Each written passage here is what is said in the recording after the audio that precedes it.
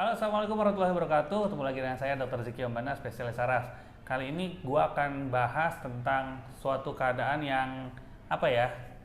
Bentar. Kenapa bang? Kacamata gue mana? Kacamata.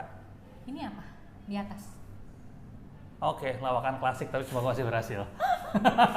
Ya, jadi kali ini gue akan bahas tentang suatu kondisi yang sering dianggap normal, entah normal entah enggak ya pada orang tua, yaitu tentang pikun. Bareng gue saat ini adalah Dr. Lilir Amalini, SPS juga tuh ya. Ya, Lir, jadi gue mau ngobrol nih. Kan nih video ini dibikin karena dalam rangka bulan Alzheimer ya, bulan September 2021 itu bulan Alzheimer. Alzheimer tuh nanti apa sih sebenarnya? Jadi pertanyaannya gini dulu deh, orang tua pikun wajar nggak sih? Oke, jadi orang tua itu pikun, itu ada yang wajar, ada yang enggak. Udah wajar atau enggak? Oke. Jadi yang wajar, emang wajar ya kalau pikun itu memang sesuai usia kan, penyakit degeneratif gitu istilahnya. Semakin otaknya tua, mundur, Ngisut. atrofi, kisut, dia akan lebih susah mengingat. Tapi kalau misalnya dipancing, itu dia bisa ingat lagi tuh bang. Kita bicara orang tua atau bicara ikan? Artinya dirangsang ya, dirangsang untuk mengingat lagi maksudnya. Dia bisa ingat lagi. Itu normal. Normal. Oke. Jadi mungkin memang waktunya agak lebih lama daripada kita yang muda, tapi dia tetap bisa ingat lagi. Masih bisa ngingat. Cuma memang mungkin agak loading. Betul. Ya, oke.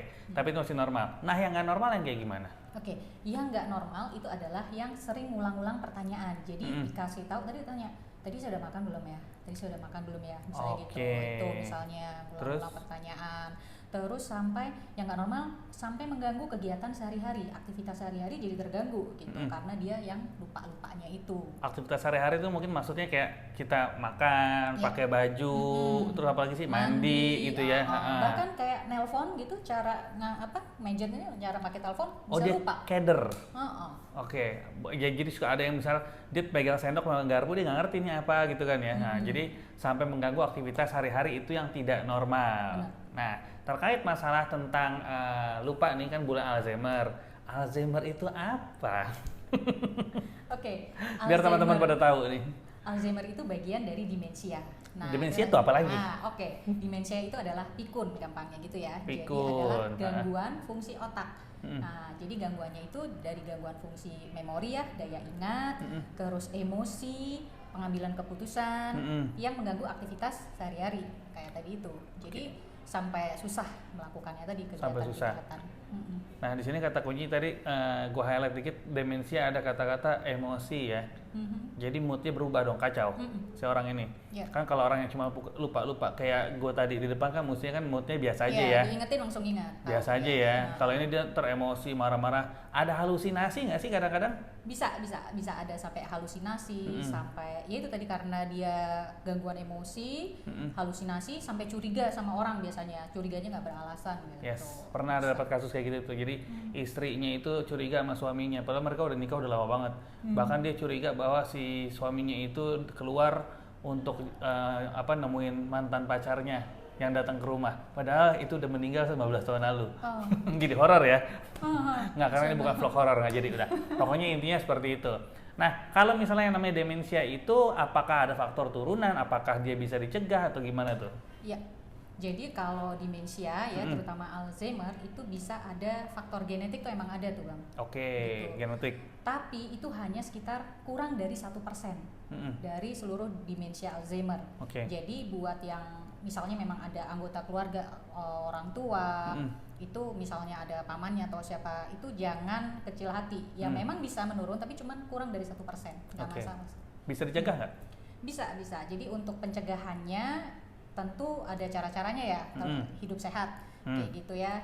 Yang faktor-faktor resiko yang menimbulkan demensia itu contohnya bisa diabetes, hipertensi, darah tinggi ya, gula darah tinggi, kolesterol, merokok itu bikin demensia.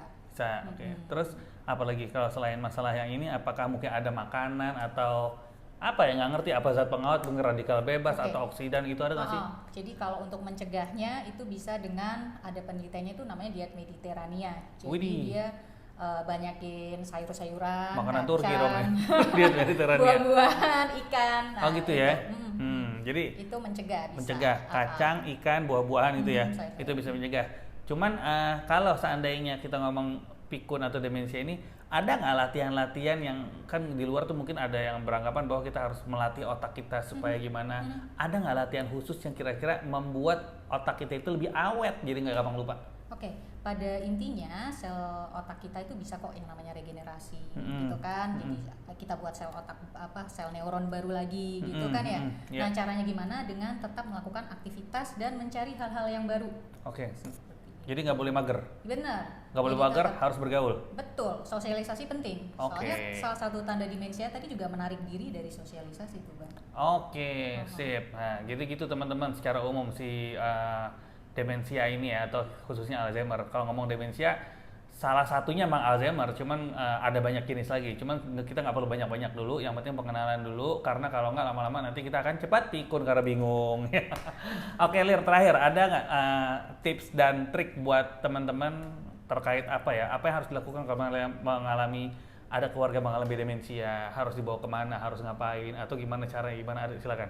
Oke, yang paling penting tadi kan tahu dulu tuh demensia tadi. Jadi kalau misalnya memang sudah ada gejala demensia tadi ya, misalnya suka mengulang pertanyaan, suka lupa-lupa, tadi yang emosi juga nggak jelas, curiga berlebihan, ya kan? Halusinasi, itu, halusinasi. Itu harus cepat diperiksain. Jadi yang penting adalah deteksi dini. Karena memang demensia itu prosesnya dia akan selalu menurun tuh, tapi kita bisa mencegah penurunannya, progresivitasnya itu menurun artinya makin jelek ya? Makin jelek menurun makin jelek dengan terapi. Ada kok terapinya. Nah, itu harus segera diperiksakan ke dokter saraf. Harus ke dokter saraf segera untuk dicari tahu sebab dan mesti diatur strateginya. Oke, mungkin itu aja teman-teman ya. Terima kasih, semoga bermanfaat. Gua Ziki Ombana dan saya Lili Ramalini. Oke, sampai ketemu. Assalamualaikum warahmatullahi wabarakatuh.